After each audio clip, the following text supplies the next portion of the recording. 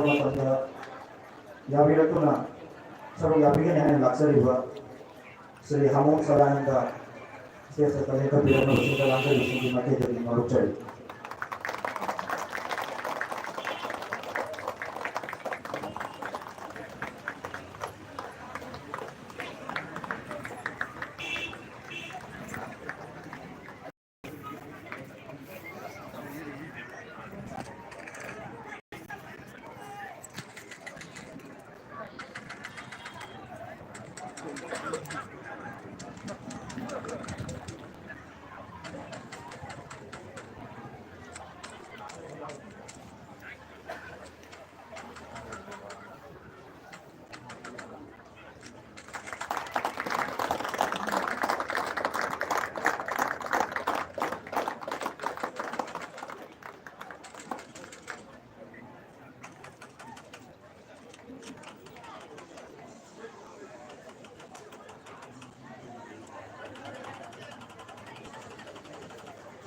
maka pada nasibu dapat football turnamen nasibu mapungpa nabuka sponsor kabila tiba Paito Life Tea channel sing kabila gadi sesa kali kati naba handa cari wenana arang bate boleh jadi channel sing na itai pun nabu pi naba sing jari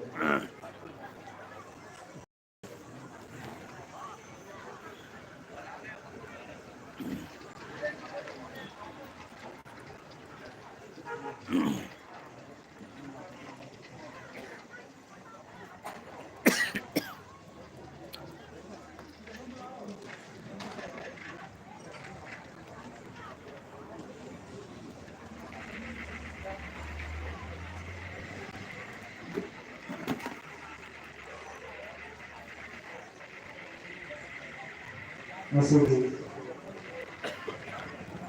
Pulang Masigi Presiden di Pemenang Balesin di Nama Hajar Bada Yapiran Kerba Brahmacari Mayu Heramani Minta Klau Masih Brahma Dari Kita Tiap Kerba Seluruh Zik Mahal Sudah Yosan Diragi Brahmacari Mayu Heramani Busu Curi Nau Singa Kita Ikut Nabu Pina Bagi Sinjar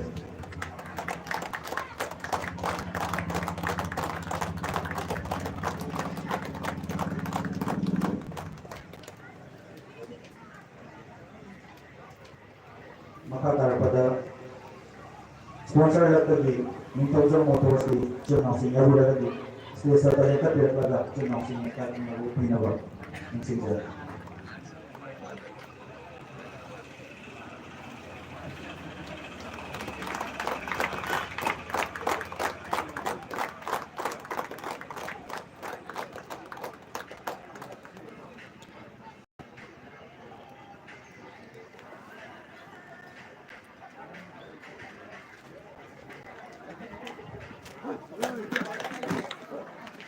이거 책 따고 이제 모니터 야구도 이제 누가도 이제 안 돼. 보라만 본. 근데 좀 잘리고. 실력이 자이도니. masigi sinjari football turnamen masigi apa itu plan na hajar pada Yabiran Kerba untuk lewat khबर khawai yang dimana atau berapa lak lagi function nasi bu pagumpan jauh nanti dapat ikut kau punya masih lucu boleh yang berkorong atau kuman masih di bawah masih muda tapi yang kan hoda jadi bani atau tengah pada khबर khawai mana lak nama boleh ada selalu jauh nanti masih di rumah tu jadi mana ngapi lagi masih di Sinjali football turnamen masigi apoy begitu dan lagi hajar rumah tangga acing khबर khawai kaya kacau piran laga sarung jabar lapiri ba maidon deyu presiden old sajing maya pai dulu masigi function kembali dengan kita ko taburan apa sinjal langsung lu sing dipakai di meluncur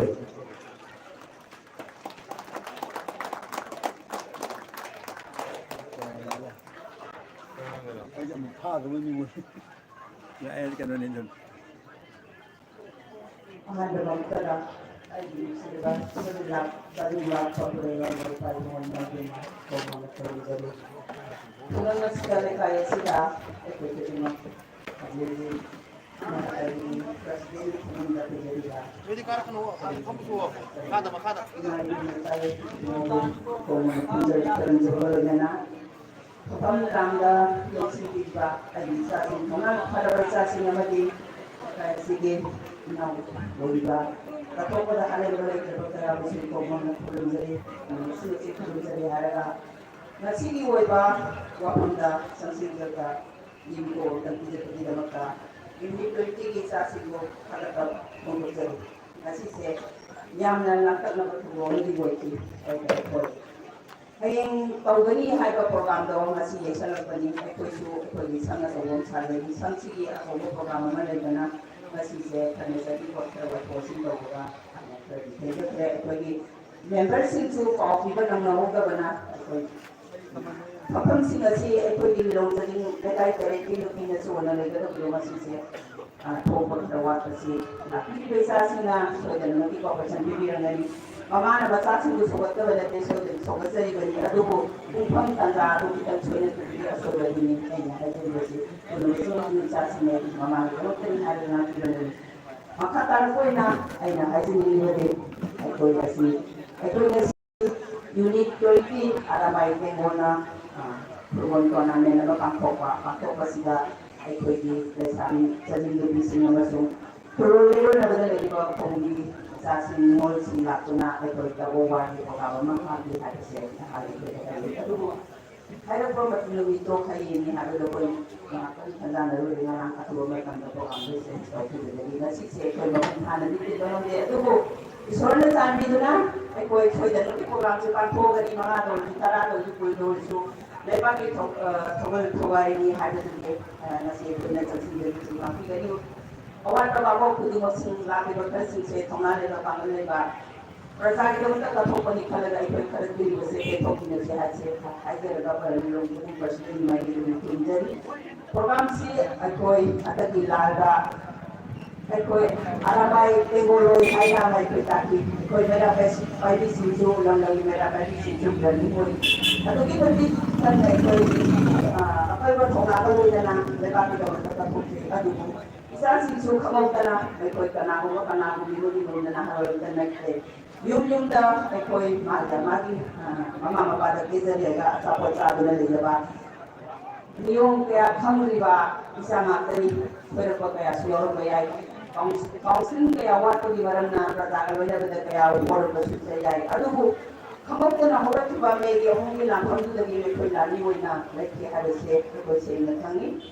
Matanda na mga kanan sa iyo sa kanalo kada sila sila ng sisi ay ko na katong ba ko na ulang ba matudo masi ay na si kanay ay kala si tali adubo makatara ko na audio siya ko kaya rin dahil yo kaya na si dapat ko tabag kumay lagi ko lang kada si sarap na niya adubo engolo yo na like kaway sa sina ay ko Matang kuli magtalay bakit habang tao ganyan hayo na sana rin sumukuling tugat pagi forma mo baik kalau pak jam na tagan nga ini mamay ko bilang to jam na tagan say level ay na onar pa na masih tumulong namin naman pang pa kung leka isla jadi ba ang tuman kian lagi manung galay bihi ba kaya na do na do biya ang tobong ng magi kasabi ba bibi ko ito mo kasi tagan say matang supada malipurgi lemay si Northeast border na ang supagan lami isagi lami lay beterkawo sa para mani ay ko lami o ilay sagi na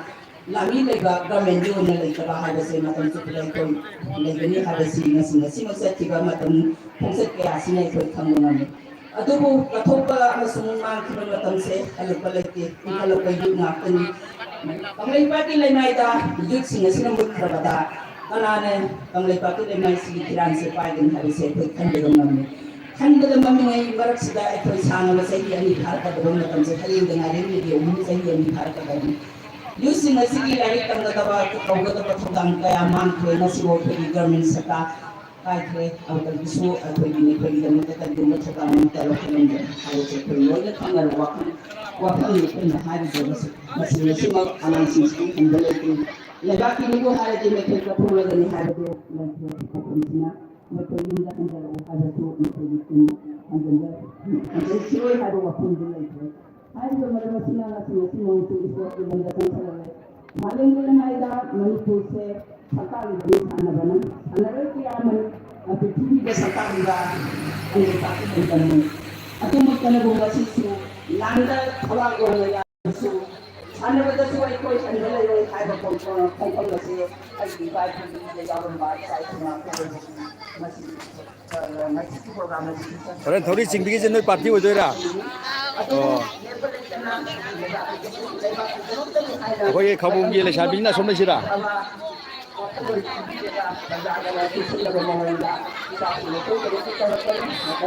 नोई party तो यहाँ में है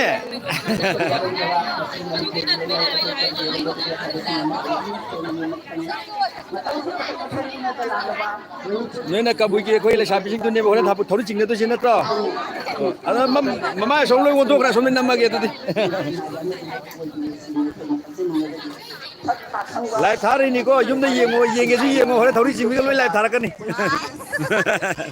okay okay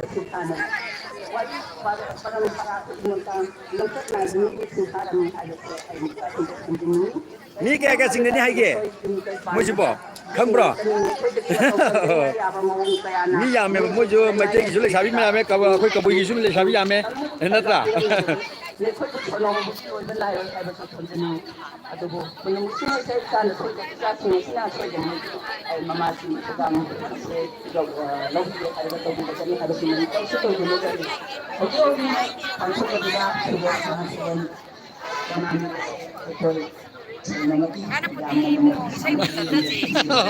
ใช่ไหมจ๊ะอันนั้นใช่ให้ยังโบเลยก็ตัวเสียโบเลยก็ตัวใช่ตัวเสียlamlamdagi lakpiriba khudingo tendaba kaya yauragasu nachana naw ngakani khalaga ngakpirani haraga afaba locha sajat kaya tambiramba adutandi thambiramu haiba ase thambini lam haitu matanga sida ina hajani yaroi boina matam subadami oi boina hingbase mi chatanbani lan tanbanate landami hobami khudimana karigumba organize lam tamai pakte habese koi khangadabani mixer तालदी कथोपन थनगदबनी कथोप लेरबा कांदा मियोयबना जाति अमा कनबंगमी हबसिनी कथोप यारमदगदि कैदौमद कनबंगमोय हे थुनि दमत मिहोब कैदौमद पोगुनी assume बसरिबा अखब तौरबा मिगी दमतेदि लेप लेकन लाखनि हबसि आई सेनमबि थिजली अंगांग उदिबयु नाकनि नकरिगुम सोरि यावखबसु कुनो वसिंगसे लेकाय खुंगं प्रजा खुदिमोना ngapiगनि हारगा मतंगा सिगमि आंदगि अरोयुनि ओना वहैसि सिलोसिदरि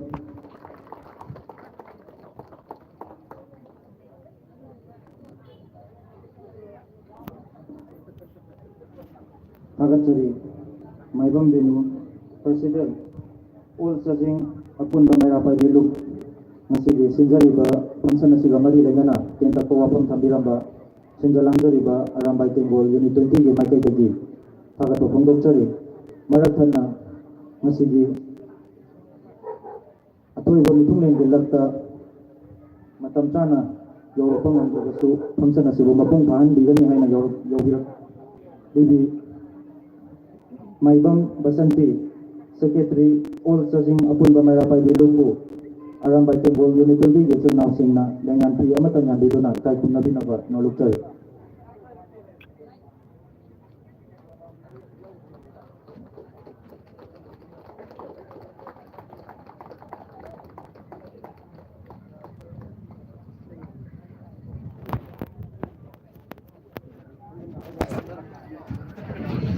Maka tarpada masih football asibo mapung bhabada tawba program adugida ako laki manajay ke tabusu ya kabalba laga araba ini ko itu nasu na football lang tabuya naga nasinja buti ni ke nota ho ren kutara mo pa ni ke na ho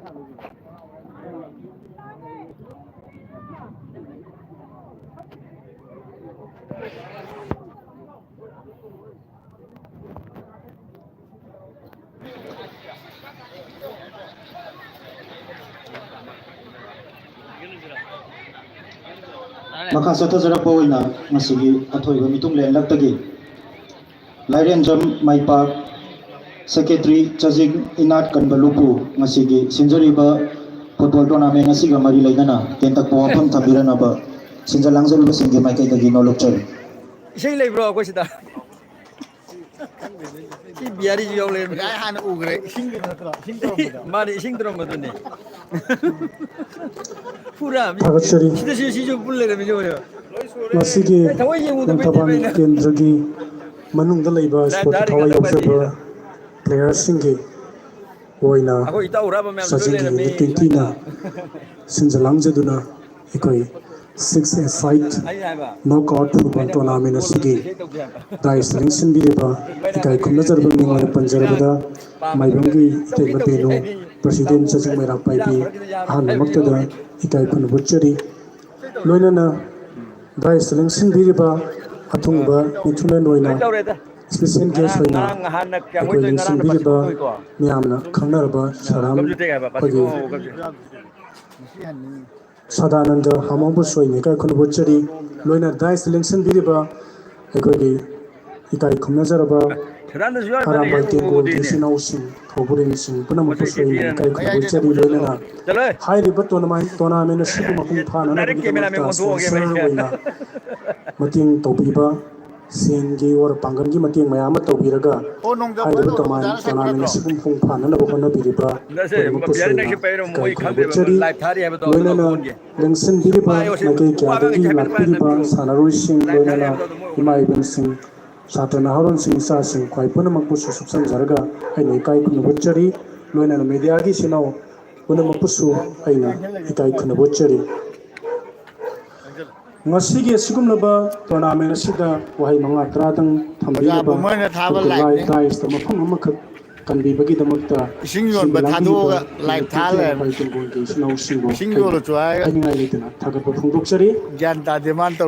Arambai Tingulasi Ecoina Haksangi Karamba Dagi Kayam Yamna Ekogi High the Pinga the Habazukun Pelo Hajabatare Tagat Pada Loiba Nairoi Ekogi Punsina Lading Aduga Fitzibin Heck Lading Arambai Tingon the Kawanga Maroita Aduna Hawkiba Itiaski Tankat Kayada Asoba Todang Lovidana Iribak Idam Tamashibu Kanabaki Damta Izati Sibu Kanabaki Damukta Asoba Todang Lovi Kraba to Singo Padla told me and Biro. Laming Lauraga She Modern Arambai Tingon Amuk Simbi London Mashibu Yamabakaya taking a talk Nabaki Damukta Kana Toy Sang Yauna Sagi Wizaba Awaba Nungaiba Life Semana Tazaving a Singari Hadok Jaraga. Hide the Chino Sing Sassing a Sibu Equina Haina Litana Equina Tagat Pagi Aruiba Hibadu Lairoi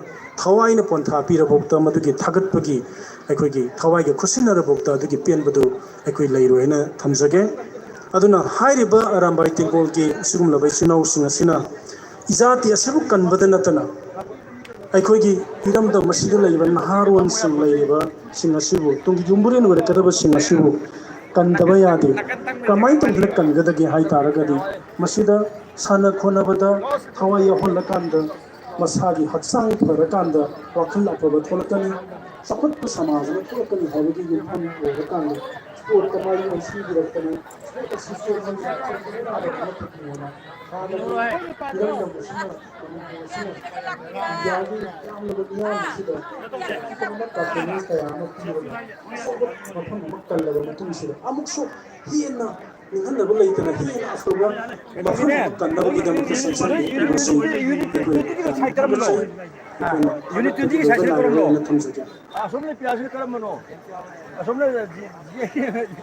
Loinana Arambai Tempona Tomiba Sansan Gitleba Singasida the Premium I am Samsara Lakai Sandala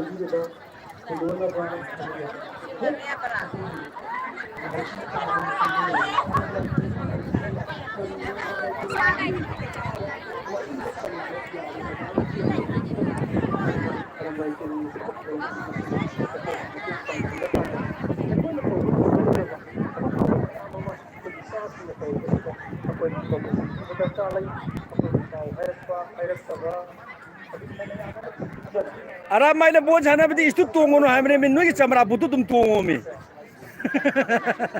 Podrol lah kau nak apa? Dah dress semua lah. 6 사이네봐.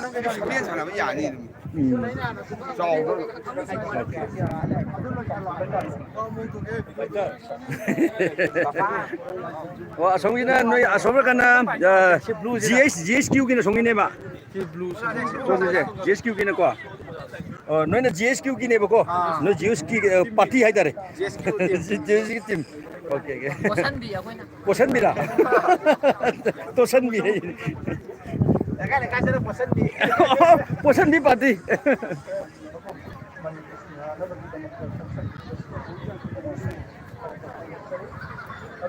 거기 본드기 요즘 더리 징비나 할라니는 하이래.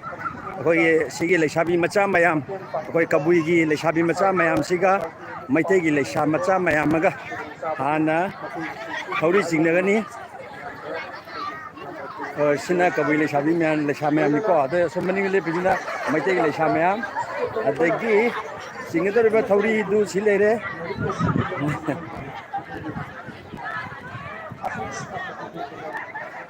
다 아드 파미만 오빠자 신은 비하리 거거니 타우리 저래 따뜻 달라로 시워디 자우리 저래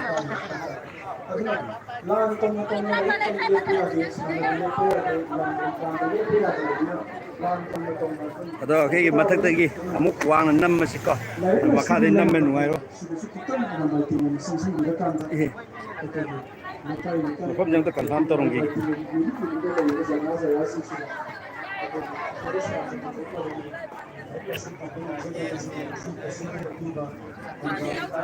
이거 징들이면 범죄야. 현지 만웅장관이거든. 어디 거기 고브레스 방그디 나도 양문이. 수학이나 창그디 막 하리 이스롭 다다네. 바르바르 돼. 마태 가갈라게.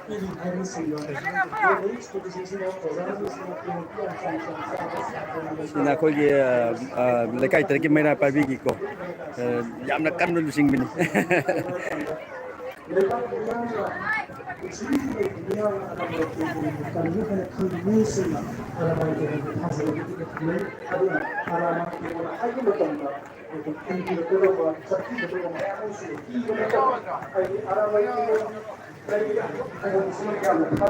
야드레 노래 막하게 더리 준비 하고래 더리 준비는 하려니 뭐는 꼬라니 아야 염도 시험도 하고 더리 준비 락 마탁도 범함 저 헐 이게 뭐지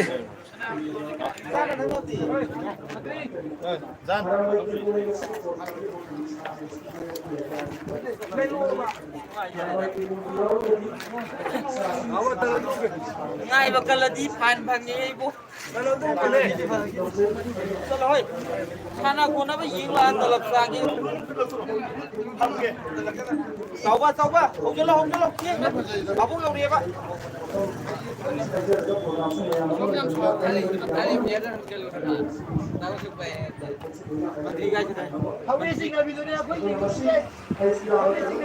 aduna handore tau anh đi cái đâu cái gì ra kìa cái là kalau kìa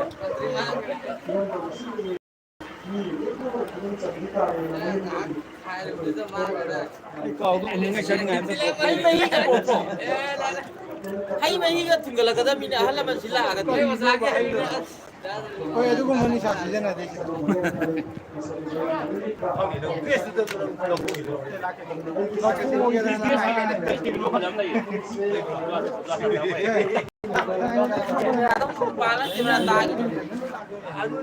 더리 준비 못되지 막 하들 남는데 봐도 그만이만 Sabes si un día cada tú no pasas. 만났대 사람들이 빌리다 아들 봐지 양 오점 투수 타닝이 몇장이 오점 롱닝이 Nanti tahu dia cing dah tu dah. Tahu dia lu, kau tak tak cing. Sachin ka 거기 거기 레샤가 자징 레샤가 하이다네 거기 레샤가 자징 레샤가 Apa itu exhibition tu nama apa dia? tao ni ye. Tharo dia tao ni nó phải. Arai dia lu menang apa? 아들 마신 주도 그래 자징 프라이즈 나 Kamu tu mesti sih ya ni. Sao là mang. Ning tambah nanti kalau nak kita tu murah kan? Tarik pa kami malabo nang bo. Dari Jerman Pak, sesing nak dan berbudi, Uri jalan kucing busuk dari itu kan luar jalur. masih di Kau di saja kita support tak dia. untuk pengobatan yang penting nanti di pada pembuat maka saya masih di spesial untuk punya program bermatanya masih berbagai ya kemudian ada bangsa masih berupaya dengan lebih contoh Rumo Commander bagi unikati aku masih tetap berapa tapi berapa singgah Yang dibilang dia skip video sekali dia.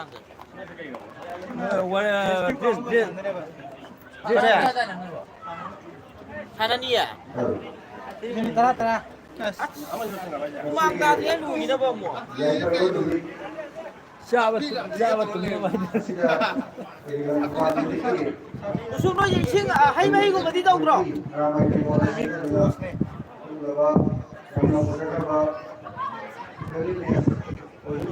Chắc mày cái đối tượng gì tao đi nàn em này chắc mày cái gì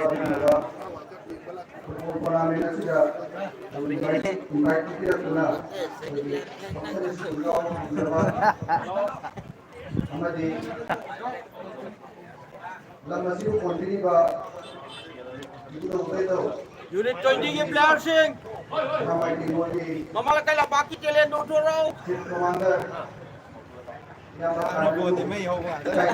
Sang le ma kini. Mama kala baka kada hai riba ibai ke sujam ni ga ya orang kan dan. Commander Singh, jadi ini kita kira Commander Singh, Nitungal Singh, Abadi, my wife, Better kamu Presiden All Sidi Maya Fadil, Abadi, Layan Jam, my pa, Sajin Ila, Kanwaluk Secretary, Abadi, Nasibi. Jadi juga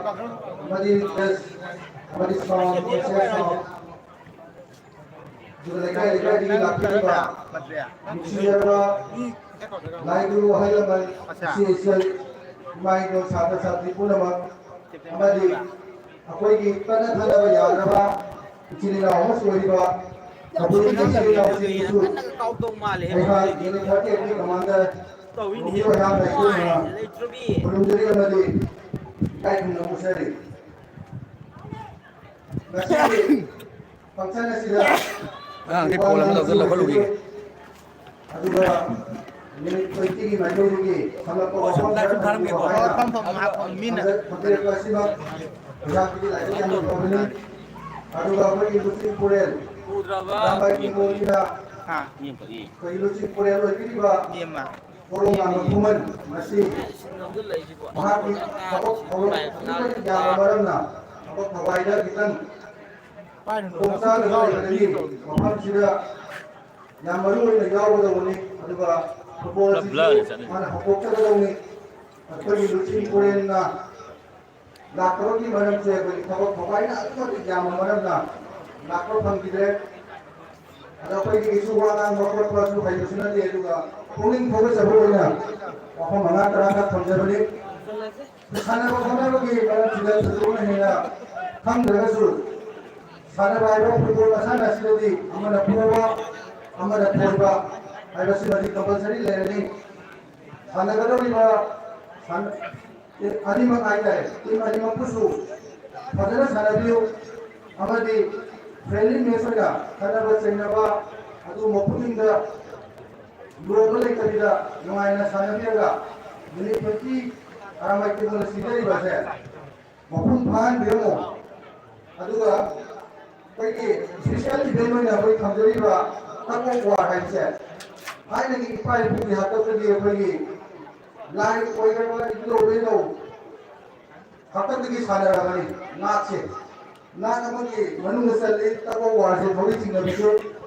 Amal itu hello signal matamda samna maka game matamda pergi panjang pergi ni sudah sakam lagi sih pergi sakam mana ke pergi main lagi lagi pergi tanah tanah berapa lai harau muda amadi luhur kumpul muda ꯅꯥꯠꯇ ꯊꯕꯛ ꯊꯧꯔꯝ ꯈꯨꯗꯤꯡꯃꯛꯇ ꯌꯥꯎꯕ ꯌꯥꯗ꯭ꯔꯕ ꯑꯩꯈꯣꯏꯒꯤ ꯏꯆꯤꯜ ꯏꯅꯥꯎ ꯀꯕꯨꯏ ꯏꯆꯤꯜ ꯏꯅꯥꯎꯁꯤꯡꯒ ꯑꯩꯈꯣꯏꯒꯤ ꯃꯩꯇꯩ ꯅꯤꯉꯣꯜꯁꯤꯡꯒ ꯆꯤꯡꯅꯒꯗꯧꯔꯤꯕ ꯑꯗꯨꯒꯨꯝꯂꯕ ꯏꯚꯦꯟ ꯌꯥꯝ ꯌꯥꯎꯔꯕ ꯃꯇꯥꯡꯗꯅꯤ ꯁꯤꯕꯨꯁꯨ ꯌꯨꯅꯤꯠ ꯑꯣꯏꯅ ꯁꯤꯟꯗꯨꯅ ꯌꯥꯝ ꯐꯖꯅ ꯀꯃꯥꯏꯅ ꯁꯤꯜꯂꯝꯃꯤꯅꯣ ꯈꯪꯗꯦ ꯁꯤꯕꯨꯁꯨ ꯌꯥꯝ ꯊꯤꯅ ꯄꯨꯛꯅꯤꯡꯗ ꯍꯔꯥꯎꯕ ꯌꯥꯝ ꯐꯥꯎꯏ ꯑꯗꯨꯒ ꯐꯖꯅꯁꯨ Essa fica legal isso, senhor. ꯄꯥꯡꯊꯣꯛꯄꯤꯌꯨ ꯍꯥꯏꯅ ꯑꯩꯈꯣꯏꯒꯤ ꯍꯥꯏꯖꯔꯤ ꯑꯗꯣ ꯑꯩꯈꯣꯏ ꯑꯔꯥꯃꯥꯏꯇꯦꯒꯤ ꯁꯝꯂꯞꯅ ꯍꯥꯏꯔꯕꯗ ꯑꯔꯥꯃꯥꯏꯇꯦꯒꯤꯁꯦ ꯑꯩꯈꯣꯏꯒꯤ ꯏꯅꯥꯠ ꯂꯥꯏꯅꯤꯡꯒꯤ ꯏꯐꯨꯔꯨꯞꯀꯤ ꯑꯗꯨꯛꯀꯤ ꯃꯇꯤꯛ ꯊꯋꯥꯏ ꯌꯥꯎꯖꯕ ꯏꯅꯥꯠ ꯂꯥꯏꯅꯤꯡꯕꯨ ꯀꯟꯗꯕ ꯌꯥꯗꯦ ꯍꯥꯏꯅ ꯊꯣꯛꯂꯛꯈꯤꯕ ꯑꯗꯨꯒꯨꯝꯂꯕ ꯑꯔꯥꯃꯥꯏꯇꯦꯒꯤꯅꯤ ꯑꯔꯥꯃꯥꯏꯇꯦꯒꯤꯅ ꯂꯥꯟ ꯌꯥꯝꯅ ꯄꯥꯝꯕꯒꯤ ꯋꯥꯁꯨ ꯅꯠꯇꯦ ꯂꯥꯟꯕꯗꯤ ꯃꯦꯒꯤ ꯇꯥꯡ 3 ꯏꯁꯣꯔ 2023ꯒꯤ ꯃꯦꯒꯤ ꯇꯥꯡ 3ꯗ ꯊꯣꯛꯂꯛꯈꯤꯕꯒꯤ ꯋꯥꯅꯤ ꯑꯗꯨꯒꯤ ꯃꯃꯥꯡꯗꯒꯤ ꯂꯩꯔꯝꯃꯕꯅꯤ ꯑꯔꯥꯃꯥꯏꯇꯦꯒꯣꯜ ꯍꯥꯏꯕꯁꯦ ꯑꯔꯥꯃꯥꯏꯇꯦꯒꯣꯜꯒꯤ ꯄꯥꯟꯗꯝꯗꯤ ꯏꯅꯥꯠ ꯂꯥꯏꯅꯤꯡ ꯏꯐꯨꯔꯨꯞ ꯃꯁꯤꯕꯨ ꯀꯟꯕ ꯑꯃꯗꯤ ꯌꯣꯛꯈꯠꯄ ꯃꯁꯤꯕꯨ ꯂꯥꯟꯕ ꯈꯟꯅꯕꯅꯤ ꯏꯅꯥꯠꯁꯦ ꯃꯇꯝ ꯑꯃꯗ ꯆꯍꯤ ꯂꯤꯁꯤꯡꯁꯤꯅ ꯆꯍꯤ 300 ꯐꯖꯕꯅꯦ ꯑꯩꯅ ꯅꯍꯥꯟ ꯊꯝꯖꯤꯟ ꯁꯦꯝꯕ ꯁꯦꯝꯗꯣꯛꯄꯅꯦꯕ ꯀꯕꯨꯏꯒ ꯃꯩꯇꯩ ꯅꯨꯄꯤꯒ ꯊꯧꯔꯤ ꯆꯤꯡꯅꯕꯤ ꯑꯔꯥꯝꯕꯥꯏ ꯁꯨꯒꯔ GSQ ꯚꯔꯁꯦꯁ ꯌꯨꯅꯤꯠ 20 ꯍꯥꯟꯅ ꯁꯦꯝꯗꯣꯛ ꯊꯝꯈ꯭ꯔꯦꯕ ꯑꯩꯅ ꯉꯔꯥꯡ ꯁꯦꯝꯗꯣꯛꯄꯅꯦꯕ ꯑꯩꯅ ꯑꯗꯨꯅ ꯁꯤꯒꯤ ꯊꯝꯖꯤꯟ ꯊꯣꯛꯀꯗꯕꯅꯤ ꯉꯁꯥꯏꯗꯤ ꯊꯣꯛꯇꯕ꯭ꯔꯥꯅ ꯃꯦꯟ ꯃꯥꯟ ꯇꯥꯗꯕ ꯍꯥꯏꯇꯥꯔꯦ ꯑꯗ ꯑꯉꯥꯡꯗꯩ ꯃꯣꯅꯤꯇꯔ ꯑꯣꯏꯅ ꯐꯣꯟ ꯑꯃ ꯌꯥꯎꯗ꯭ꯔꯗꯤ ꯃꯣꯅꯤꯇꯔ ꯑꯣꯏꯅ ꯌꯥꯎꯗ ꯌꯥꯗꯦꯕ ꯍꯥꯏꯕꯗꯤ ꯆꯤꯡꯒꯤ ꯂꯥꯟ ꯐꯨꯠꯀꯤ ꯂꯥꯟ ꯊꯣꯛꯅ ꯂꯥꯛꯄꯗꯨꯅ ꯑꯩꯈꯣꯏꯒꯤ ꯃꯥꯡꯖꯤꯜ ꯊꯥꯅ ꯀꯥꯕ ꯋꯥꯠꯈꯤꯕꯅ ꯉꯁꯤꯗꯤ ꯀꯩꯗꯧꯔꯦ ꯑꯔꯥꯃꯥꯏꯇꯦꯒꯣꯜ ꯍꯥꯏꯅ ꯊꯣꯛꯂꯛꯄꯗꯒꯤꯗꯤ ꯏꯅꯥꯠ ꯂꯥꯏꯅꯤꯡꯗ ꯑꯗꯨꯛꯀꯤ ꯃꯇꯤꯛ ꯈꯔ ꯎꯕ ꯐꯪꯂꯒꯅꯤ ꯎꯕꯁꯨ ꯎꯔꯤ ꯀꯔꯤ ꯎꯔꯤ ꯏꯝꯐꯥꯜ ꯃꯌꯣꯟꯗ ꯑꯩꯈꯣꯏ ꯎꯗꯕꯩ ꯋꯥꯅꯤ ꯏꯝꯐꯥꯜ ꯑꯁꯤꯗꯤ ꯑꯃꯅ ꯉꯥꯡ ꯑꯃꯅ ꯇꯥꯒ ꯊꯦꯡꯅ ꯌꯧꯕꯩꯅꯤ ꯉꯥꯛꯇꯪ ꯌꯦꯠꯇ ꯇꯥꯕꯗ ꯁꯤ ꯊꯦꯡꯅ ꯌꯧꯔꯛꯄꯩ ꯋꯥꯅꯤꯗ ꯑꯍꯤꯡꯕ ꯊꯦꯡꯕ ꯋꯥꯅꯤꯗ ꯑꯈꯪꯕ ꯑꯞꯗꯦꯠ ꯑꯣꯏꯗꯕ ꯋꯥꯅꯤꯗ ꯑꯔꯥꯃꯥꯏꯇꯦꯒꯣꯜꯅ ꯀꯔꯝꯕ ꯖꯒꯥꯗ ꯀꯥꯟꯅꯕ ꯄꯤ ꯆꯤꯡꯌꯥꯗ ꯇꯝꯌꯥꯗ ꯈꯨꯡꯒꯪꯗ ꯑꯄꯤꯛꯄ ꯈꯨꯡꯒꯪ ꯅꯨꯡꯉꯥꯏꯕ ꯅꯨꯄꯥꯒꯤ ꯈꯨꯡꯒꯪ ꯑꯃꯗ ꯆꯠꯂꯒ ꯌꯦꯡꯕꯤꯌꯨ ꯉꯁꯤ ꯑꯔꯥꯃꯥꯏꯇꯦꯒꯣꯜꯅ ꯄꯤꯔꯤꯕ ꯅꯨꯡꯉꯥꯏꯕ ꯍꯔꯥꯎꯕ ꯐꯖꯕꯁꯦ ꯑꯗꯨ ꯎꯕ ꯐꯪꯒꯅꯤ ꯀꯔꯝꯍꯥꯏꯅ ꯅꯣꯡꯃꯥꯏꯖꯤꯡ ꯂꯥꯛꯄ ꯃꯇꯝꯗ ꯂꯥꯏꯕꯨꯡ ꯀꯥꯕ ꯏꯅꯥꯠꯀꯤ ꯈꯨꯗꯩ ꯁꯦꯠꯇꯨꯅ ꯏꯅꯥꯠꯀꯤ ꯐꯩꯖꯣꯝ ꯁꯦꯠꯇꯨꯅ ꯅꯨꯄꯤ ꯑꯣꯏꯕꯁꯤꯡꯅ ꯃꯧꯒꯤꯁꯤꯡꯅ ꯆꯟꯕꯤꯁꯤꯡꯅ ꯐꯤꯖꯣꯜ ꯆꯤꯡꯈꯠꯂꯒ ꯂꯩꯁꯥ ꯄꯨꯝꯅꯃꯛꯁꯤꯡꯁꯤꯅ ꯐꯅꯦꯛ ꯐꯩꯖꯣꯝ ꯁꯦꯠꯂꯀꯥꯟꯗ ꯂꯥꯏꯕꯨꯡ ꯀꯥꯕ ꯏꯒꯤ ꯐꯟ ꯉꯥꯛꯄ ꯊꯥ ꯈꯨꯗꯤꯡꯒꯤ ꯅꯣꯡꯃ ꯄꯥꯟꯕ ꯄꯨꯟꯕ ahal naman lari gulungan hoga lori pura ganda asin mo sa tayo mo aramay teknologi may kuho pa rin aramay teknologi na rin lain ba kamay pa sila lain ba magana ba malayang imas na kamay pa imas na kuho pa rin ba kuho pa rin ba ibang mga sige mula ba mali masaya kaya ba do akan mga ahiba mayam yaman na sila mo kuho ba mali Tumayo ka na, inagaling, masaba sa tam, masaba ko sa siya, para mag-iwan di mag-ibig. Puro nga, nakunan nga. Tumayo ka na toksi, numapan sa toksi, inakit sa toksi, inakit, iwan dress siya nila, kulay siya nila, numapan ba, ikipal, school college sila, school na ba, numin ako ng wala su, inakit sila sila, pwede, mayaman yung sipurin, puro nga, kuman na, kuman na, Ada tak? Mau di kapur ada Mai pa Kasi dia mau ni angat. sila kandalian Lapakan sahur. Kapag ilan ka naman eh. Ano nga? Sana ba sila sila? Lagi ka na mapira. Sana ba sila sila? Aramay ka wala sa hili. Sumna. Sinaro ba? Ako nga. Awa ba? Nungay ba? Ahim nyari na, nung kaya ba halaga na, labog ka na mahanga, pakta, sinyaga, kaya tinati mo do, matulo na, ako ibang nahasing ikot sila, ako ibang ikot sila, pwede, wakabang pangatawa, mentality problem apa, semuanya ako yung layo sila, kasi semuanya, sana ba sila apa ini sini begini lawan orang di sini yang kabar di sini ada apa di sini sana basina apa ya mahatang ni ikut keradan kapuan dah 미국 프로는 혹시 배포 비행거들아 앞으로 학생 저희들 농아이 보고 봐. 요즘에 먹다 살아보세. 땅을 팔리는 달래다. 그렇다 기수 미사에 보세. ini apa ini? Apa yang bilang kawalan ini akhirnya enjoy aja.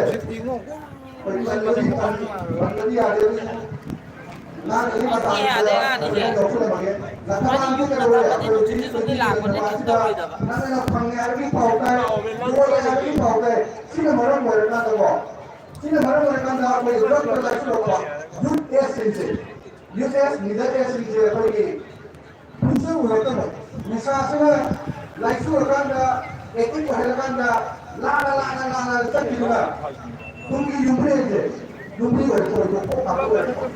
Sini betul tidak pasnya. Anak ibu nak sini tujuhnya, anak ibu tujuh sini je. Apa yang sini tujuh beri waktu ni. Main je, aduh, dosa apa?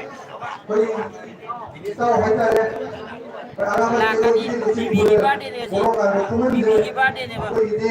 Yang nggak tahu nih pak. Ayo kita ke rumah dia. Ayo oleh lah ke baru jangan saya kagak benih. Mana sih kain ini dah. Respect kamu mulai. Di sini lagi mulai. Amat jauh ni. Bisa sih dah. Jauh ni. Memang sih dah. Nioi kamu. Ayo deh. Nioi kamu mana? Ada tak? Yang ramai di Malaysia ni, orang mana? Di sini lagi na. Amati respect na. Amati siapa matang tay. Aduga corona dokumen je. Jamna. Jamme. Jamme. Mohonda. Dress की फोटोते, गाड़ी की फोटोते. आई तो सुबह को मुंडा है. आई मत ये करो. अदुना. mohonda ego. mohonda aduga के लेके. अदुना. mohonda कोई अलग चबा. Hai ini mereka menaruh itu ya. Ada ni mahu nuksibnya yang apa? Masih apa yang pergi kamu dah? Tahu ni? Atau musuh orang ni? Aduh dah. Besar pada kalau sana aku boleh besar pada. Anak ini boleh ini tu ini nasi ni besar. Anak tu ini sih kan namanya orang ada biru ada di. Mana? Aku pa. Namanya ni apa? Namanya si pemilu itu biru ni baik ni. Macam dah. One TV orang saya. Jadi one TV saya thám đây một tara là tôi về thám là mới có cái one TV saya. Itu one TV saya dah. Thang của tiếng Simbiu aja. One TV solo dah apa thang của dia.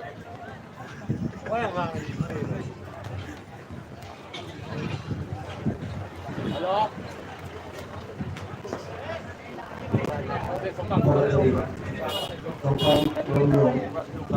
Melanggar arahan dari kerajaan masih di ini masih juga football pernah masih ramai dengan kita kawan dengan sembilan puluh sembilan jadi kalau begitu saya mereka masih di kalau begitu dengan hasil berita tapi ada dua sih juga yang rencana yang sendiri aku mengutip bahwa my friend who is now joint secretary और सचिव अपन वाला का जो stage का इनका प्रेरणा था चिंता नाम से कुछ नहीं बचे वो दिन में sorry Makan di situ kau orang malin. Ada mana? Asum makan di situ kau orang malin. Beli luar mana ni? Aku ni beli macam sawang sini dia semua kentuk.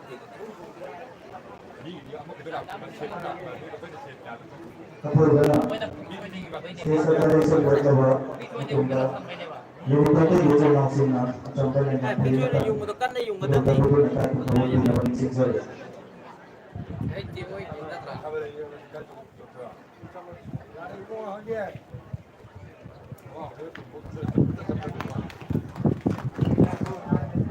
maka pada masih di orang baik yang belum itu masih berusaha berfoto naik masih di special interview sudah hasil berkata acip foto baik lah foto mana dia ada macam nasi goreng boleh ada malu paham juga ada hari nak dan juga Sri Amon Sarananda Rumah singkarbu masih bisa kasih kembali dengan kita buat pengaturan sebenarnya masih guna jadi merujuk.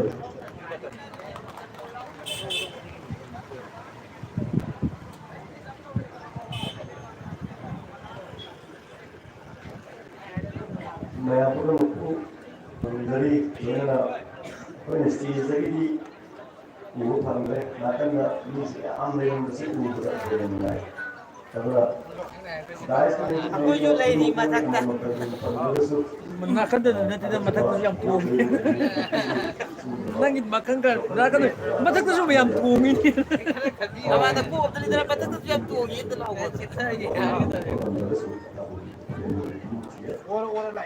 mulai bersih bersih berapa dari tina lagi apa sila. Apa yang kita bagi? Yaro itu kan aku gitu ni.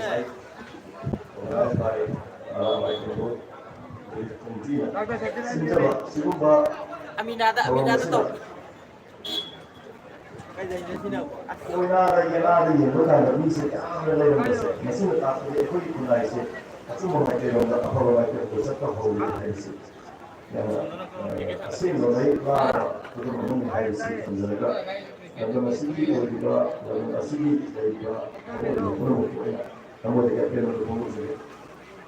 Alam ay kengo, maganda handa, matulong mo dito si. Nalang masih dalam, dalam may macam yuk sih juga ya, pemain nanti dia kalau mau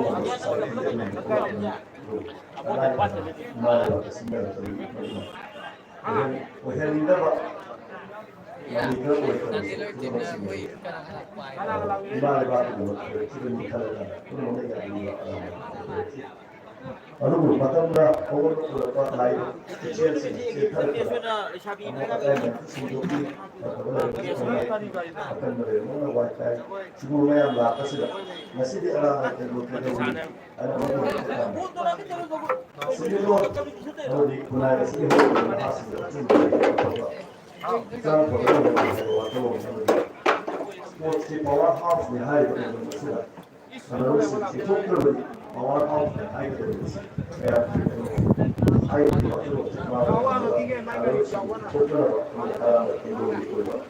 masa sama masih kemarin masih akan bisa boleh ini itu tidak boleh dari kali apa mari society Kalau nggak sebab dasarnya nggak sebab di ice ni kan itu ada lupa lah tak kurang ni. Halo? Ada orang kena? Nana nu ni? Ay dari yang dia di kung leh. Dari yang dia ada ke ibu, dari mana ibu dia mana?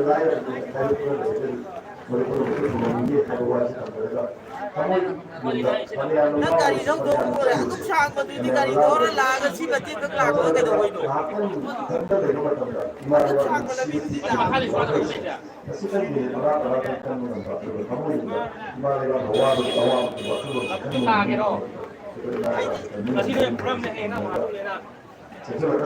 ai di gari yo ki Pulau itu karena jadi aku mata ke pamanga gari yo wa ko lo di sai de yang dulu aku punya dapat.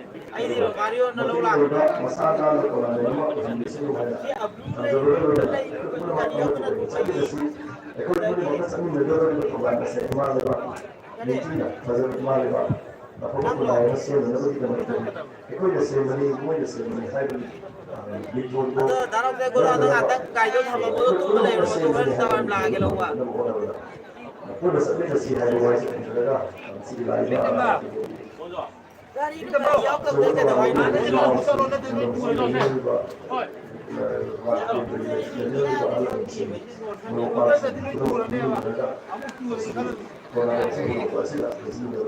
Buat dia ini dah balik aku dah pergi. Ai dia ini balik itu sebab aku dah pergi. Sebab aku sebut dia sudah lalu itu ri. Ini kau tahu dia. Ramanda. Ini kau tahu dia.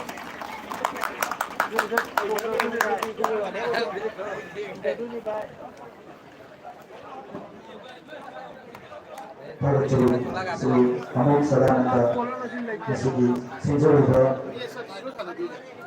perbuatan sila mga Mo exhibition ni si dalawa rin duga may sugore na mo dinga. mga masigi perbuatan sila mga parang sinjalan saliba parang betul penting juga friendly dia sama sangat juga betul besok perjalanan hasil dengan masih sosial tempatnya sudah juga sinjalan saliba jadi penting dia sama sudah hasil mengatakan besok yang berbeda masih sosial tempatnya sini apa cara sinjalan saliba sinjalan inovasi barang lagi awal dibangun juga ada kita pilih barang sebenarnya sama sih kembali dengan so ini kadang perbuatan hasil rumah tangga yang berpilih yang satu berjodi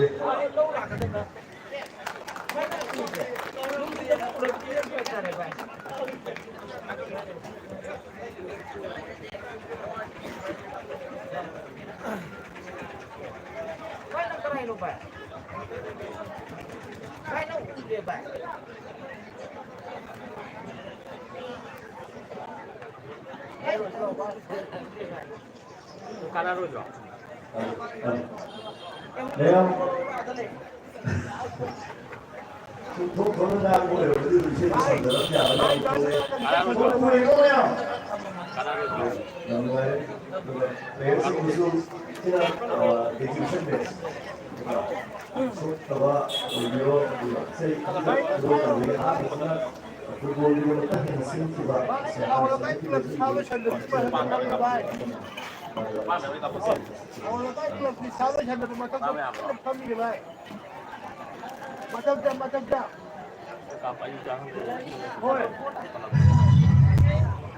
Bay bay lâu đó cái này xây dựng đi bay lâu lâu bay lâu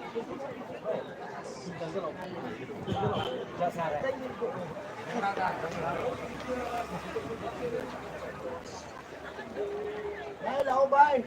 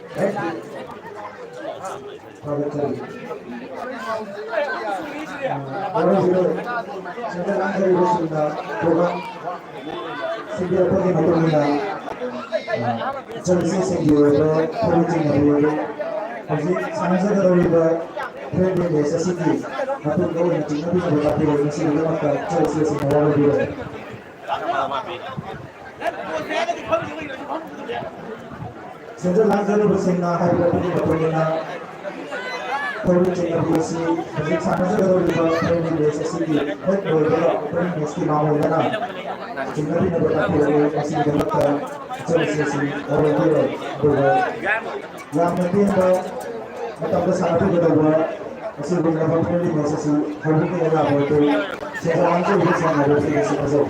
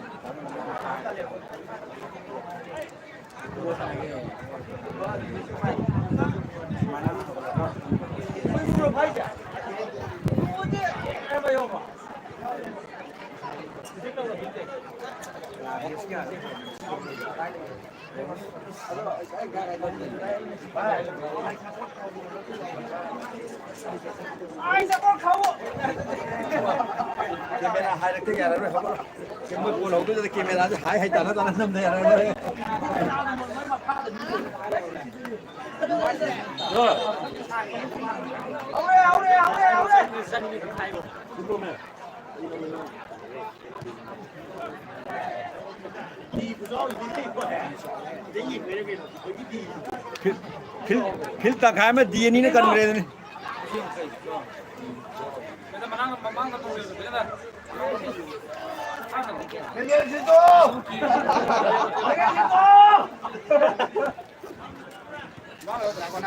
balance sem ngam de si la de balance sem wai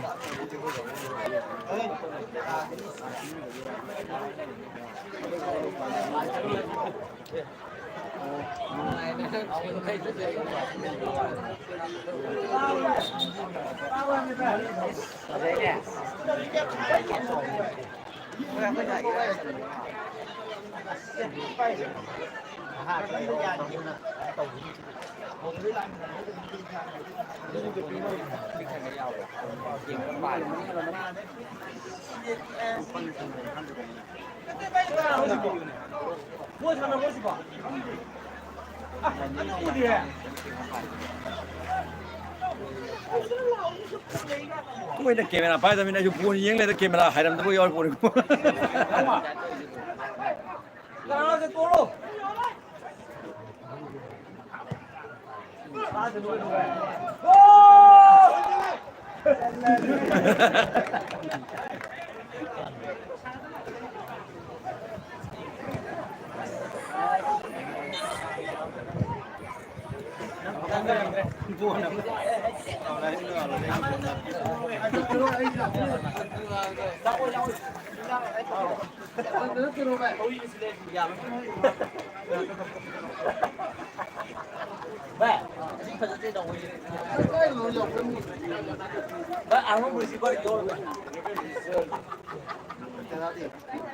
Wow, wow, asal deh, Pak Sandi.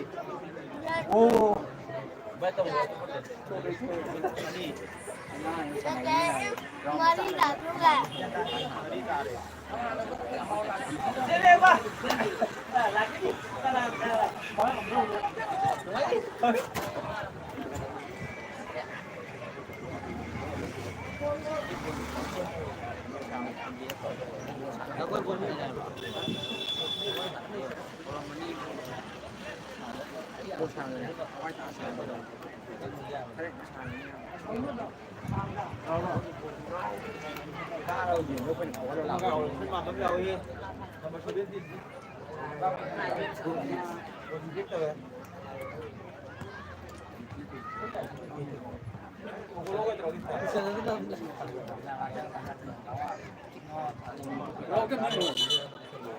Wangi.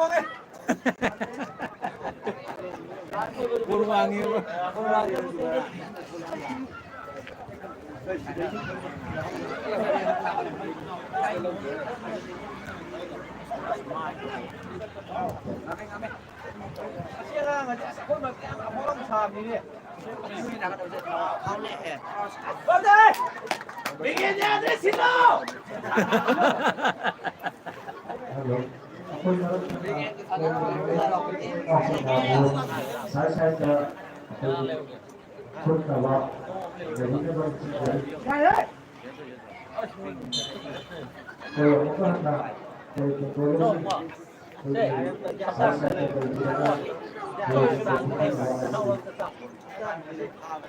Kita makan tahu nak kawai jauh ke?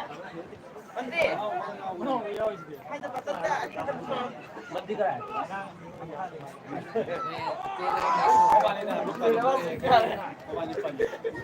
Pidar, gimana pidar ya sih gitu ini.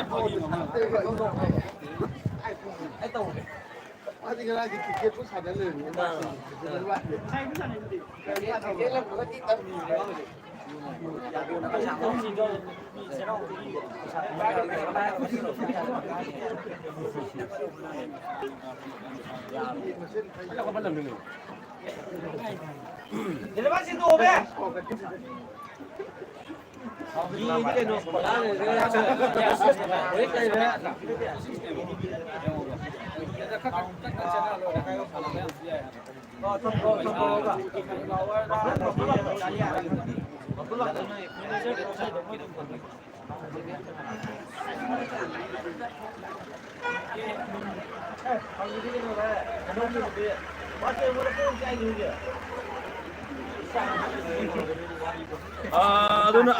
Aduna soydre. Soydre ita. Sini ka kekra.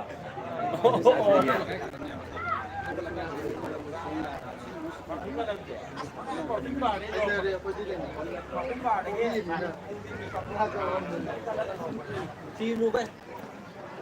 Còn đúng là cái gì?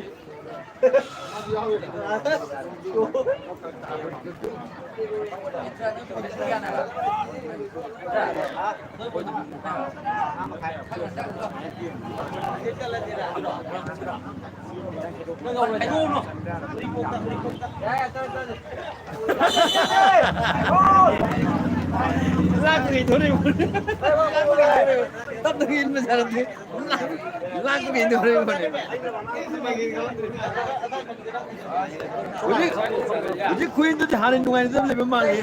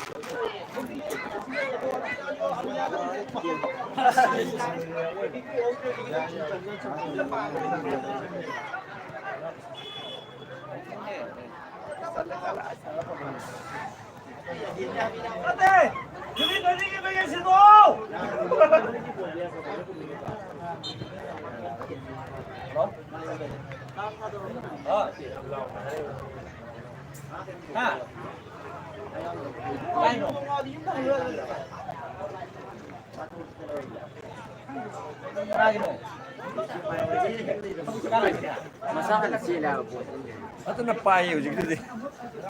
Asyik juga. Skill je. Ngame. Ngame. Ping kita. Ini nak kau ni. Kau buang ngali mana? Itu untuk harobi ni.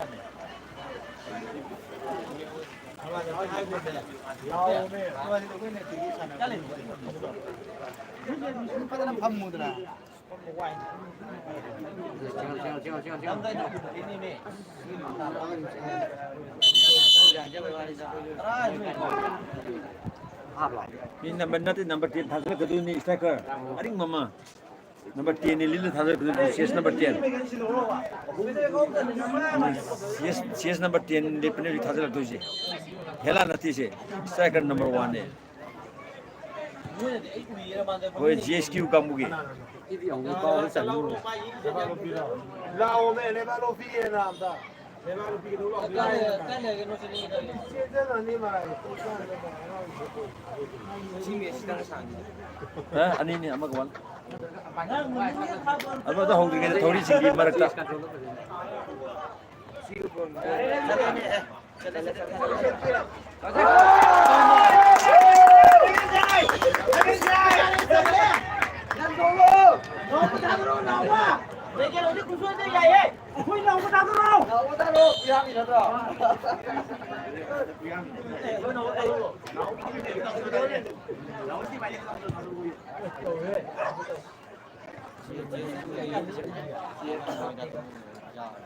Sana saya bagian dari sesuatu.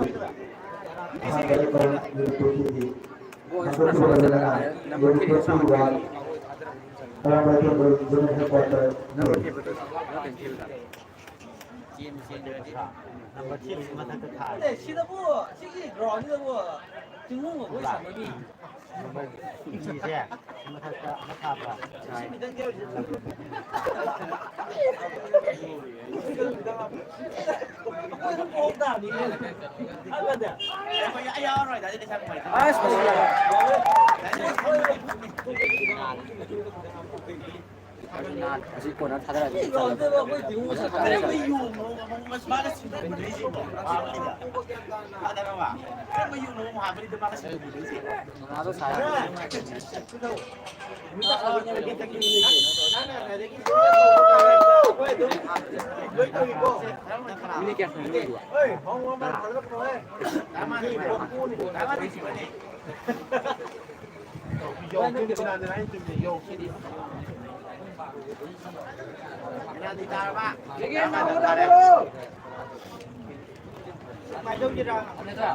Humang tanam gitu deh yang kumpul koran halun.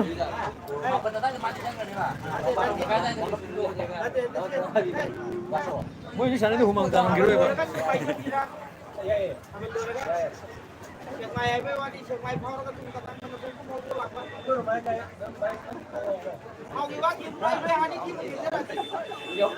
Còn có không ghế để mà chị chi đó mà có đấy làm mặt còn tái không đồng chịu rồi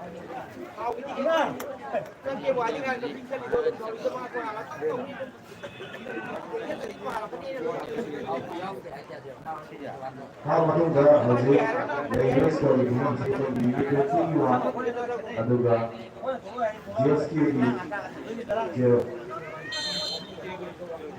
cái chi là hàng thì cũng là trên tay của ác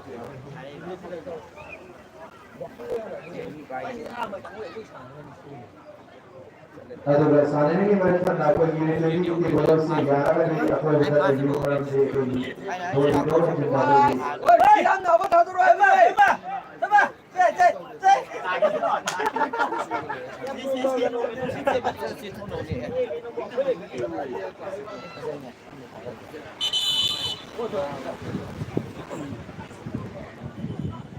anh không tận đi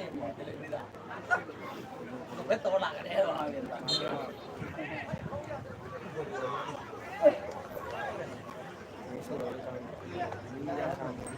Minita terakhir tuh nih. không có đâu mà cần mới lên thì bớt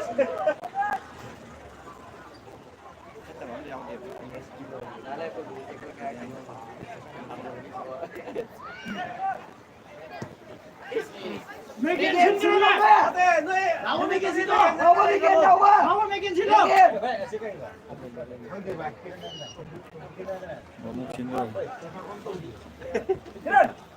Hey, mấy bạn gara mekin sini. Ah, nó có thằng đâu. Dạ. Ô.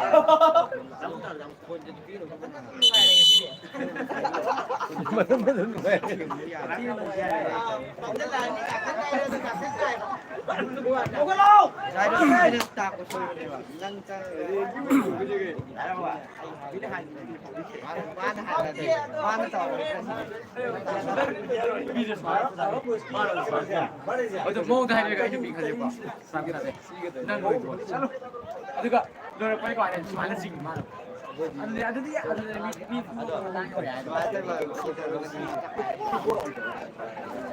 아니 이거 많이 떨어지고 나머지 가서 한 지 많은 반 네 오늘 하나 예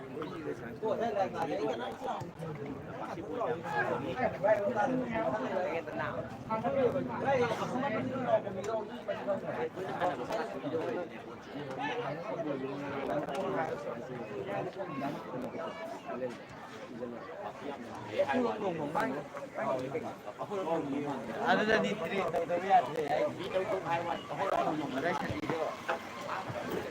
Hei, selamat kali kau.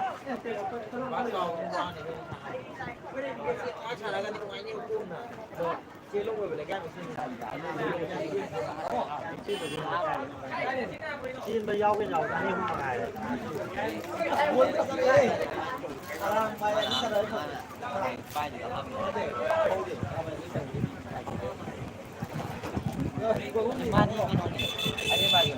Yuni.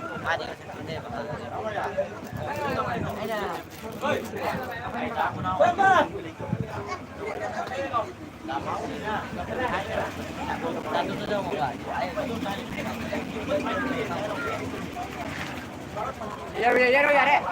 Jose.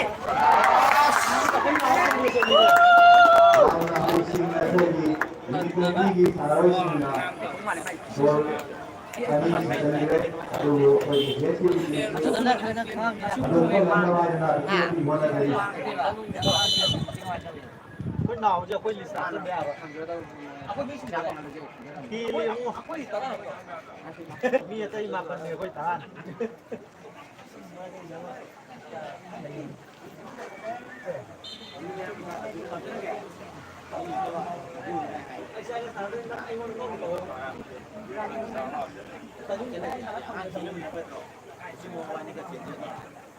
Nó mất nhiều cái đồ gì à?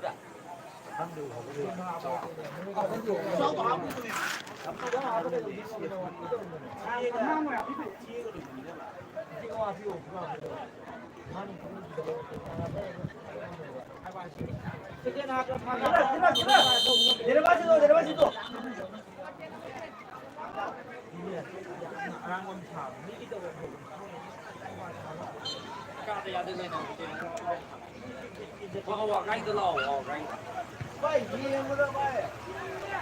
Hắn nó tao rồi cái mày. Có thì đâu thì có là cái đó. Nó lo cứ là gì năng. Cái vô thể là gì mà. Cái gì. Nó lo cứ cho tôi là năng năng ra.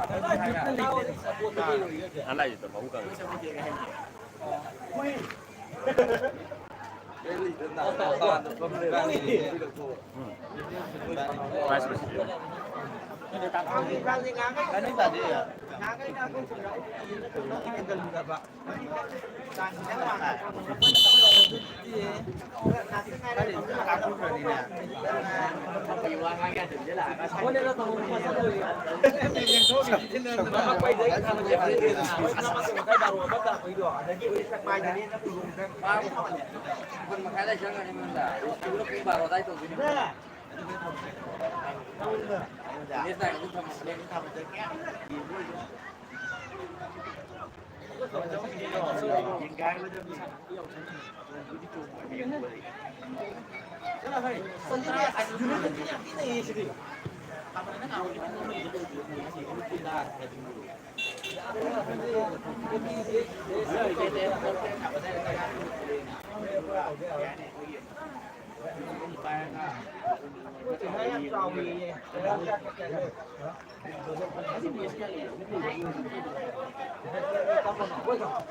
Hogi raja, hogi deh, masih gini, ini kalau kamu juga.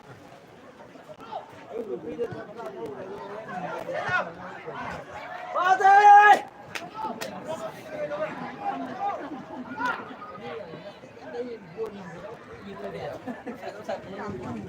Lau biết.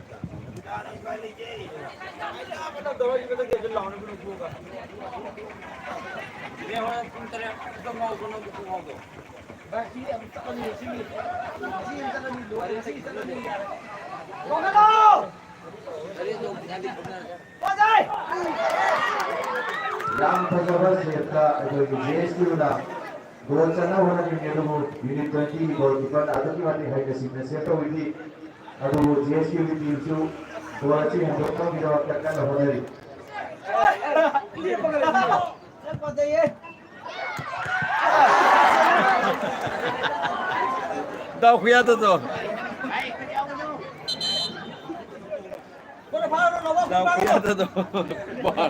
Ủa chứ tất nhiên phải đánh tôi phải chân mình đều à.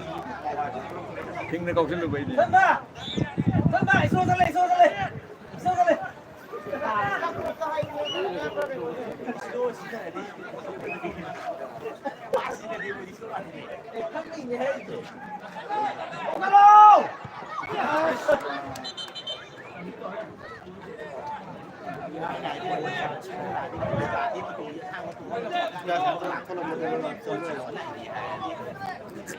Penalti Bishal. Ah. Kalau gitu dah, bukan kita. Bukan kita apa kaya?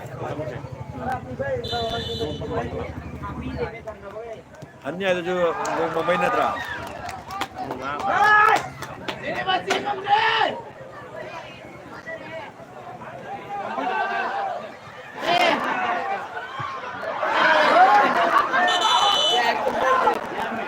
पास हो रही है नीचे से बदन से निकल नहीं बा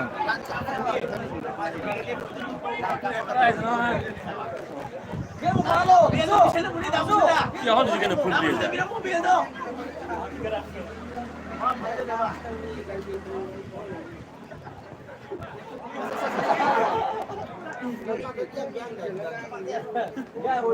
Buôn nó mà mang sắm mà xì gì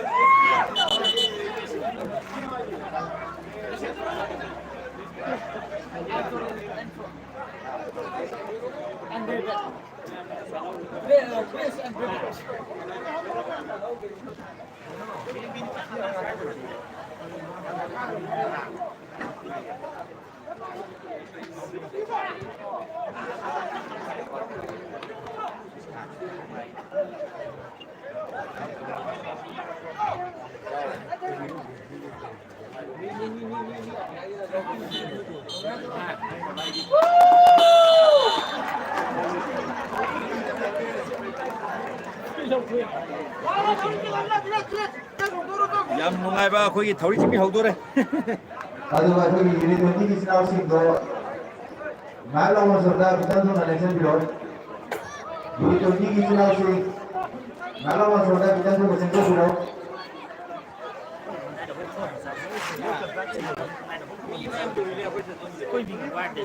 ꯑꯌꯥꯝꯕꯁꯤꯡꯗꯣ unit 20 ꯑꯃꯗꯤ ꯖꯦꯅꯔꯦꯜ ꯍꯦꯗꯀ꯭ꯋꯥꯇꯔꯒꯤ ꯐꯖꯔꯕ ꯇ꯭ꯔꯦꯅꯤꯡ ꯂꯣꯏꯔꯕ ꯃꯇꯨꯡꯗ ꯉꯁꯤꯒꯤ ꯁꯤꯟꯕꯤꯔꯝꯕꯤꯔꯤꯕ ꯏꯆꯤꯟꯅꯥꯎꯁꯤꯡ ꯇꯥꯛꯄꯤꯔꯕꯒꯤ ꯃꯇꯨꯡꯏꯟꯅ openingda sanabiyaba sunflower club amadi MCA wamak tawinaba nisingzali loyana masigi sindariba ahanbana jahan kendra 6 SI Noah Football Tournament 2025 sigi apurida Nipun Lena Hajarada Jendra Purwai Kira Kaitopidura Malingi Natangati Sundaram Solution of Sinjara Pai Subuna Lobatai Lobina Hanya Lobina Yang Kanan Ani Ju Jalan Headquarter Ayam Tunggu Kita Purwai Tabuna Sundaram Solution juga Tunggu Sinjara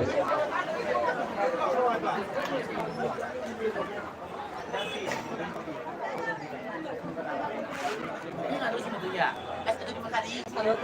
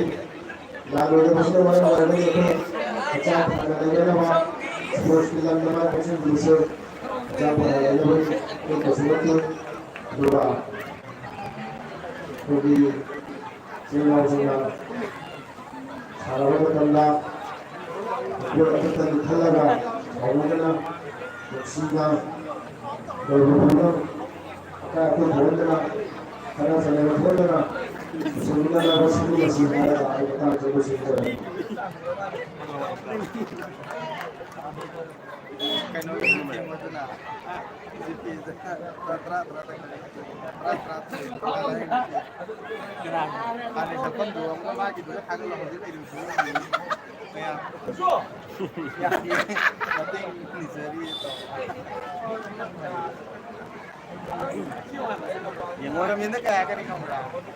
Masih yang betul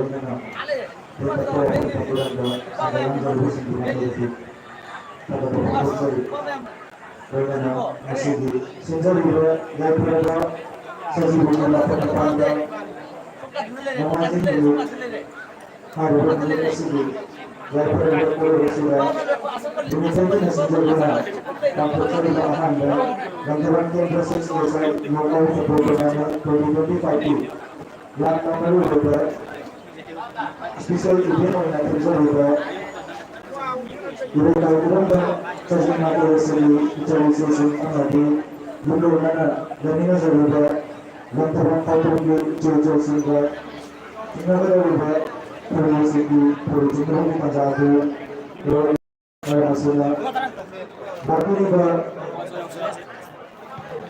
perlu mengambil nasi mungkin tahan juga di amati yang nak berapa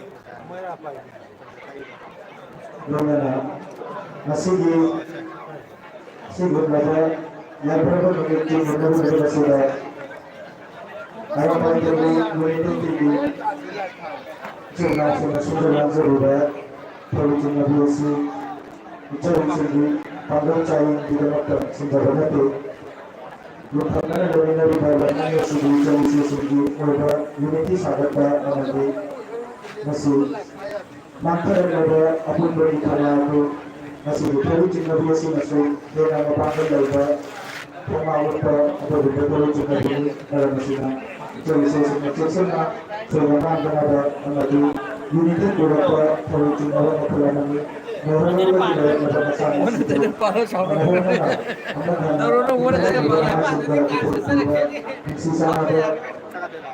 masa awal haru tapi nabar solusi sebenarnya berhubungan dengan sejalan serupa ada juga untuk tidak terjadi naruto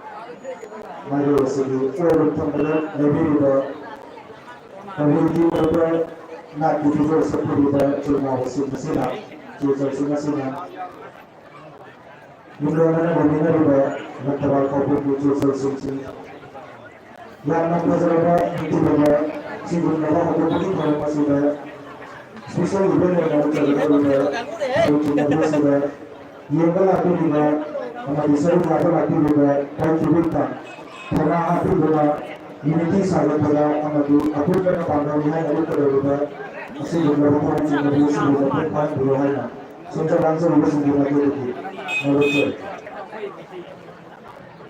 Bueno, son lolan lepa. Masih paling lain lepa. Kalau kita lolan lepa itu sudah juga ahan bantuan yang berasal dari lawan pengamen asli. Aku paham kita banyak lihat juga sponsor dari juga Iron Hospital. Kaino bueno metal si kaino lu siya eh. Masih sudah langsung juga di Michael kalau besar besar dengan hybrid masih kita cari sudah juga tadi masih kalau ini beberapa masih manual betul sangat semua ani dia orang yang jauh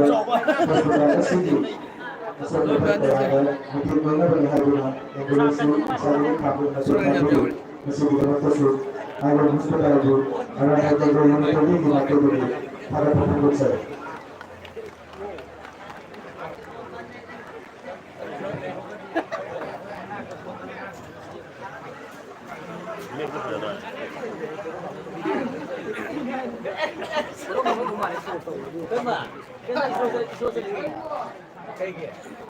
Satu lagi ini sih kalau ada di atau observasi masih dalam observasi dalam Ini coba lu tahu kan apa?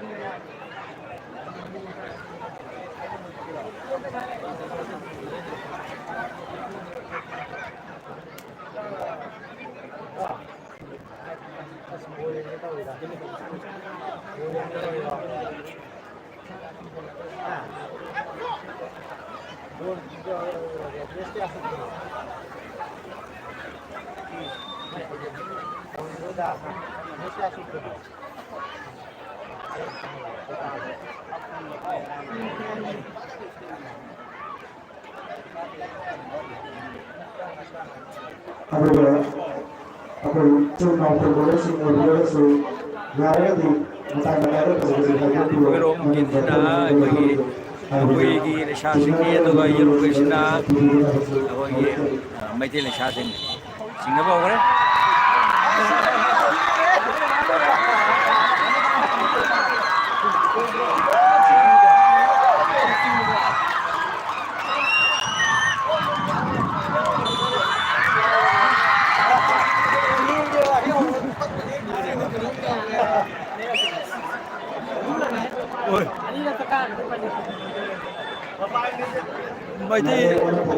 May tila siya, patrit-patrit pa ako siyang gali.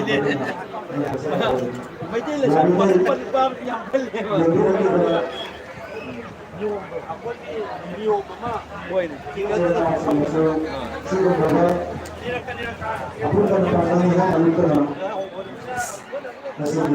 Oh, sides.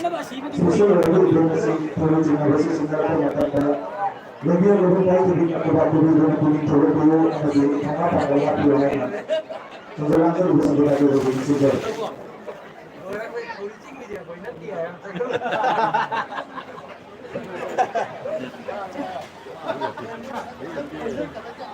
Sige kamuigi sa tawagdo.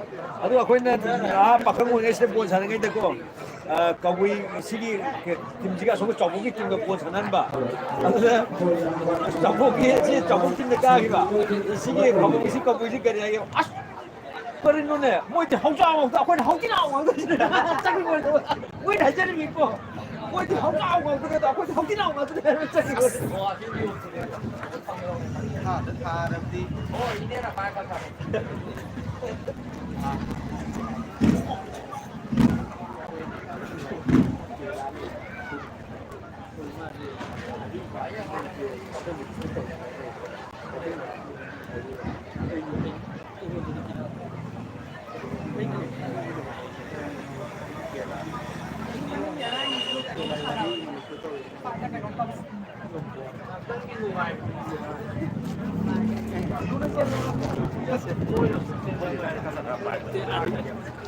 Maling gitu deh, malah.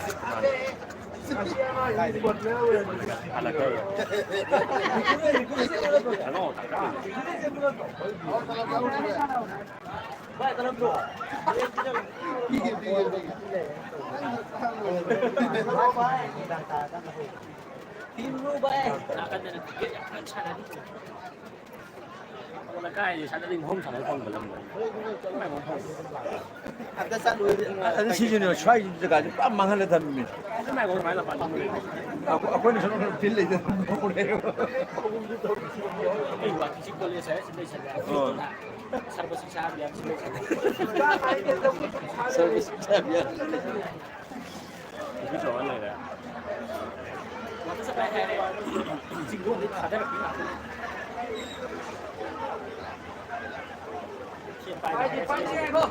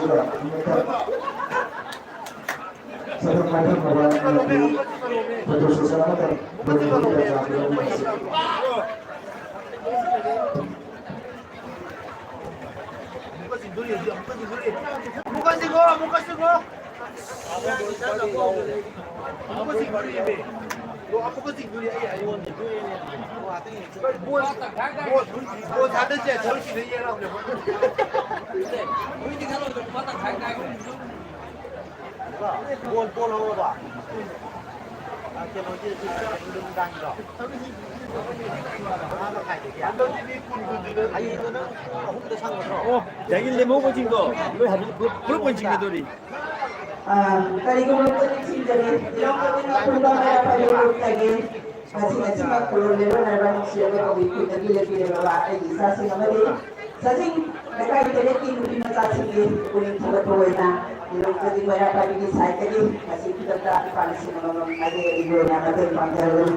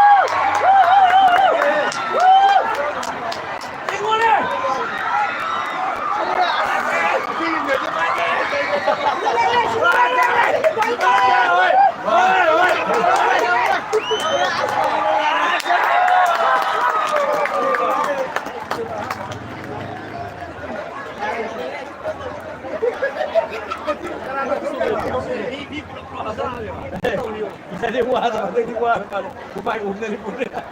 Bisa ini dibuat kami semua tuh. Nanti bilik sini kang itu, bilik kangnya udah gua absen ya bang. Aduh nih. Saya ini istilah terus sing bang saya dulu lah.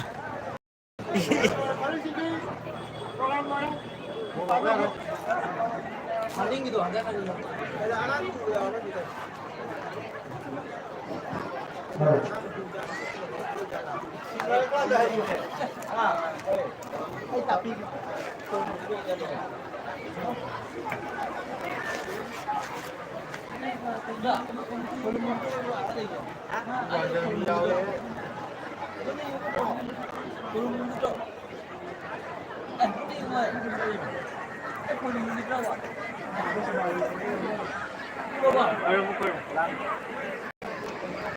ꯑꯩꯈꯣꯏꯒꯤ ꯍꯧꯖꯤꯛ ꯊꯧꯔꯤꯁꯤꯡ ꯑꯁꯤꯒꯤ ꯆꯦꯛꯁꯟꯁꯤꯡꯗꯨ ꯉꯥꯛꯇꯪ ꯂꯩꯕꯤꯀꯣ ꯑꯩꯈꯣꯏꯒꯤ ꯂꯩꯔꯤꯕ ꯉꯁꯤꯒꯤ ꯑꯩꯈꯣꯏ ꯃꯤꯍꯨꯝꯅ ꯑꯣꯏꯔꯤꯕꯁꯤꯡꯁꯤꯒ ꯉꯁꯤꯒꯤꯗꯤ ꯂꯥꯏꯞꯁꯦ ꯃꯇꯥꯡꯗ ꯂꯣꯏꯁꯤꯟꯖꯔꯦ ꯑꯩꯈꯣꯏꯒꯤ ꯈꯧꯕꯨꯝꯒ ꯃꯩꯇꯩꯒ ꯊꯧꯔꯤ ꯆꯤꯡꯅꯕꯤ ꯃꯩꯇꯩ ꯂꯩꯁꯥꯒ ꯈꯧꯕꯨꯝ ꯀꯕꯨꯏ ꯂꯩꯁꯥꯒ ꯊꯧꯔꯤ ꯆꯤꯡꯅꯕꯤ ꯂꯣꯏꯁꯤꯟꯈ꯭ꯔꯦ